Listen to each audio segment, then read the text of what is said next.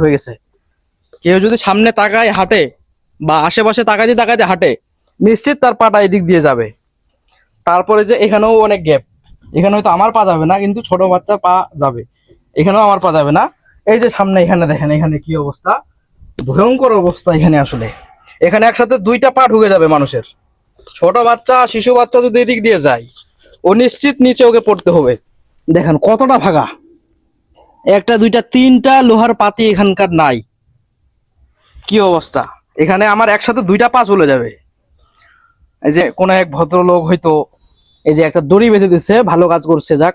মানে এটা দেখে আর কেউ এখানে পাড়া দিবে না, আশা করি এখানে কেউ আর পাড়া দিবে না। কিন্তু যদি কেউ না দেখে, মনে করেন এই দিক দিয়ে যাতে পাশে তাকাইছে, আশেপাশে তো দৃশ্য আছে, নদী আছে, এই তাকানো অবস্থা যদি পাটা যায়, তাইলে আল্লাহ না করুক কি অবস্থা হবে আপনারা একটু চিন্তা করিয়েন।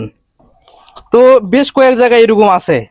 ওইখানে যেমন এই যে এখনই আমার পাটা এখানে চলে যাচ্ছিল, এখানে আসলে এই শুরুটা ওইদিকে ঠিক আছে, ভালো আছে, এই কাছের এইটুকু রাস্তা অনেক রিক্স।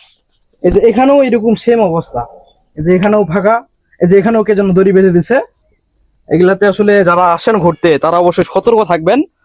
আর যারা রেল কর্তৃপক্ষ আছেন, অবশ্যই এই জিনিসগুলো মেরামত করবেন এবং এগুলো সবসময় পরিদর্শন করবেন। প্রতি মাসে, প্রতি সপ্তাহে দরকার হলে এগুলা আপনাদের ঠিক করা উচিত। তো ঠিক আছে, ভিডিওটি সবাই পজিটিভলি নেবেন। আসলে ভিডিওটি করার উদ্দেশ্য ছিল আপনাদের সবাইকে সতর্ক করা। সবাই ভালো থাকবেন। আসসালামু আলাইকুম।